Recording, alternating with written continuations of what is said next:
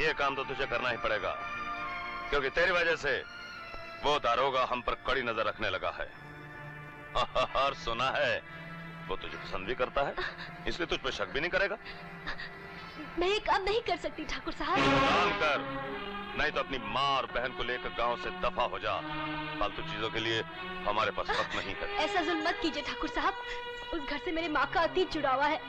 घर छूटते ही उसका दम टूट जाएगा ठाकुर साहब। दम टूट जाएगा तो टूटने दो, मरती है मरने दो।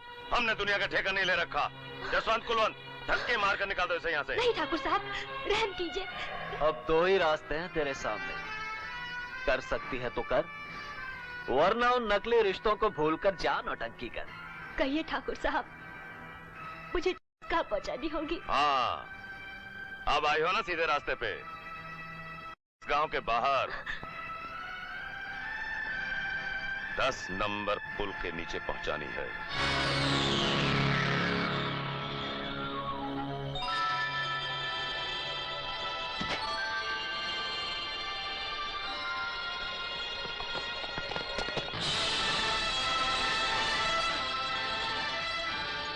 विजय बाबू, आप यहाँ? तुम बेचने जैसा घिनौना काम कर सकती हो, ये मैं कभी सोच भी नहीं सकता था चंदा। नहीं विजय बाबू, ये मुझे ठाकुर ने दी थी। झूठ बोलती है ये। जब से हमने इसकी माँ से अपने पैसे मांगे हैं, तब से ये हमें अपना दुश्मन समझने लगी है। नहीं विजय बाबू, मैं सच कह रही हूँ, इन्होंने ही मुझे ये दी थी। अगर हमने इसे दी होती तो आपको इत्तला क्यों देते? अब समझ में आया कि तुम लोगों ने इसी बहाने मेरे साथ दुश्मनी निकाली है। तुम्हें जो कुछ भी कहना है अदालत में कहना। चलो मेरे साथ।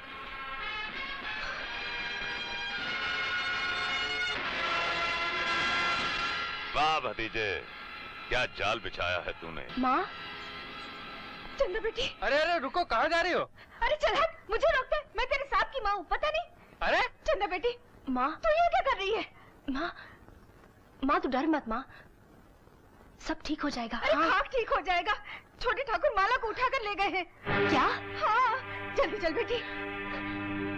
भैया, मैं तुम्हारे आगे हाथ जोड़ती हूँ, मुझे 1 घंटे के लिए छोड़ दो, मैं वापस आ जाऊंगी। भैया, मेरी बहन की इज्जत खतरे में है। हाँ, मैं मजबूर हूँ बहन, बिना इंस्पेक्टर साहब की इजाजत के मैं आपको नहीं छोड़ सकता, नहीं तो वो मेरी परेड ले लेंगे। गरीब का दिल कितना बड़ा होता है।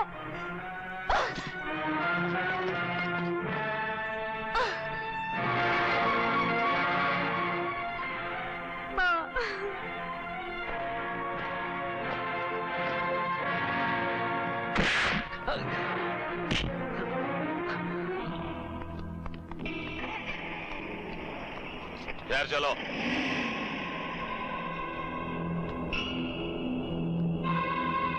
ठाकुर, तूने आज मंगला के साथ पंगा लिया है, मैं तुझे नंगा करके छोड़ूंगी।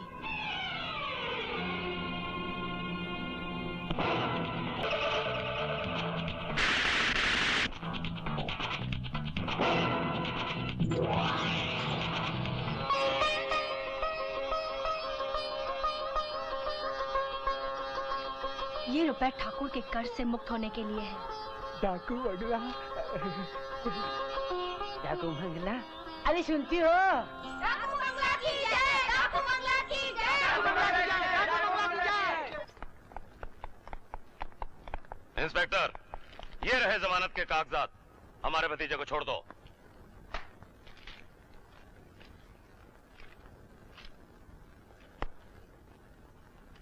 हवलदार जी साहब। जसवंत को छोड़ दो। अच्छा साहब। रातों रात जमानत हासिल करने के लिए काफी खर्च किया होगा, क्यों? जितना खर्च हुआ है दरोगा, उसकी अहमियत हमारे लिए 1-2 टके से ज्यादा नहीं है। एक कहावत है ठाकुर साहब, टके टके जमा करके आदमी टकसाल खोल देता है, और टके टके गंवा के आदमी 2 टके का भी नहीं रहता। बात दरोगा साहब, क्या बात कही है ना भैया? भगो मत। तुम रिहा तो हो गए हो जसवंत, मगर ये केस अभी तक खत्म नहीं हुआ है। एक बात कान खोलकर सुन लेना, आइंदा ऐसी वैसी कोई हरकत करने की कोशिश की ना, तो चाहे ठाकुर साहब नीलामी क्यों ना हो जाए, मैं तुम्हारी जमानत नहीं होने दूंगा। बहुत बोलने लगे हो इंस्पेक्टर, लेकिन तेरी बोलती अभी बंद हो जाएगी। वकील साहब, ये है चंदा के घर की कुड़की के कागज। लेकिन उन्हें बेघर करके आपको क्या मिलेगा ठाकुर साहब? कुड़की का नाम सुनते ही बेचारा इंस्पेक्टर आशिक की बोली बोलने लगा। ठाकुर साहब, और सुनो, घर खाली करवाने के लिए मेरे साथ कुछ पुलिस वाले भेज दो, मेरे पास वक्त नहीं है। ठाकुर साहब, क्या आप एक दिन की मोहलत नहीं दे सकते मुझे? दे देता, लेकिन मुझे अच्छी तरह याद है कि ये पुलिस स्टेशन है। यहाँ लोग खड़े खड़े आते हैं, खड़े रहते हैं और खड़े खड़े चले जाते हैं। बहुत कम खुशकिस्मत लोग होते हैं जिन्हें हम एक दिन की मोहलत देते हैं। सिपाही भेज देना। हवलदार जी सर। इनके साथ जाओ।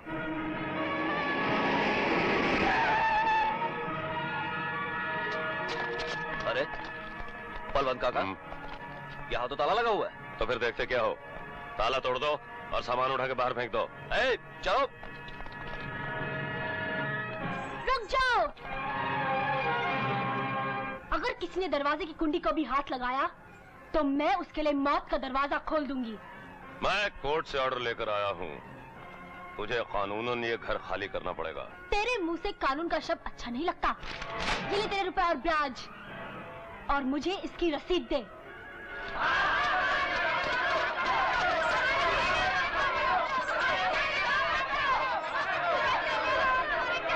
खामोश! तुम लोगों के पास इतना रुपया आया कहाँ से? इनका एक एक आंसू सिक्का बनकर इन्हें वापस मिलाए ठाकुर। अब तेरी गुलामी का पंजा इनकी गर्दन नहीं दबोच सकेगा। लेकिन तेरी गर्दन जरूर फंसेगी। कोर्ट ने मुझे रुपया वापस लेने का नहीं, मकान पे कब्जा करने का ऑर्डर दिया है। कानून से खिलवाड़ मत करो ठाकुर। तुम्हें पता होना चाहिए कि पैसे मिलने पर कोर्ट का ऑर्डर कैंसिल हो जाता है।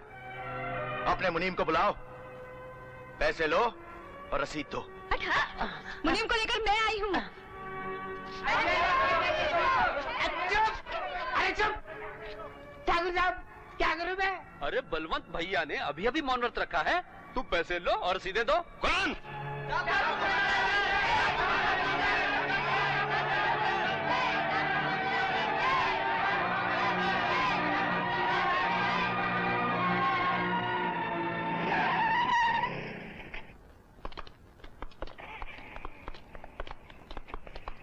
भैया, आज मैं पहली बार आपके तख्त का तख्ता होते देख रहा हूँ।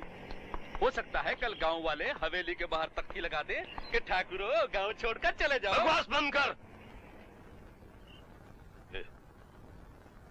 हवेली के सारे नौकर कहाँ गए? भाग गए होंगे। 6 महीने से आपने उन्हें तनख्वाह जो नहीं दी। कुलवंत! चाचा थोड़ा चुप रहा करो। धर्मा!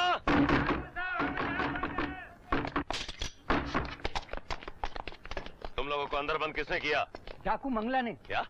वो अकेली आई थी, उसने तिजोरी लूटकर हम सबको कमरे में बंद कर दिया।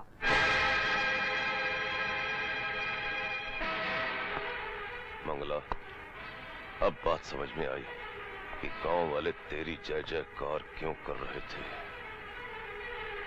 तूने हमारा ही जूता हमारे मुंह पर मारकर बहुत बुरा किया है। हम तुझे जिंदा नहीं छोड़ेंगे। मंगला! इस तरह चिल्लाकर रोब झाड़ने की कोशिश मत कर ठाकुर। तो क्या हम चुपचाप अपनी तबाही का तमाशा देखते रहे? भूपत के दोस्त कभी तबाह नहीं होते ठाकुर, तबाह होते उसके दुश्मन। मंगला ने हमारा साथ छोड़कर और चंदा ने तुम्हें छेड़कर अपनी मौत को बुलाया। मैं कल ही मौत बनकर जाऊंगा और उनके गांव पर टूट पड़ूंगा। बदल दूंगा वो जय जयकार को हाहाकार में। थूकेगा सारा गांव मंगला के नाम पर। जब वो गांव की एक एक ईंट पर गांव वालों के ही खून से अपना नाम लिखेगी। रह गई चंदा की बात, उसके गले में मौत का फंदा डालकर हमेशा के लिए ठंडा कर दूंगा।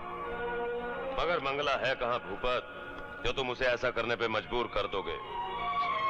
मेरा नाम भूपत सिंह है ठाकुर। मैं चींटी के अंडे से गेंडे का बच्चा पैदा कर सकता हूँ। डाकू बनेगी सारंगी। नहीं। आज के बाद तू कभी ना नहीं करेगी। अगर करेगी तो बेमौत मरेगी, समझी? लेकिन अगर वहां पे पुलिस आ गई तो क्या होगा? पुलिस की आंखों में धूल झोंकना तो मैंने पैदा होने के साथ ही सीख लिया है ठाकुर।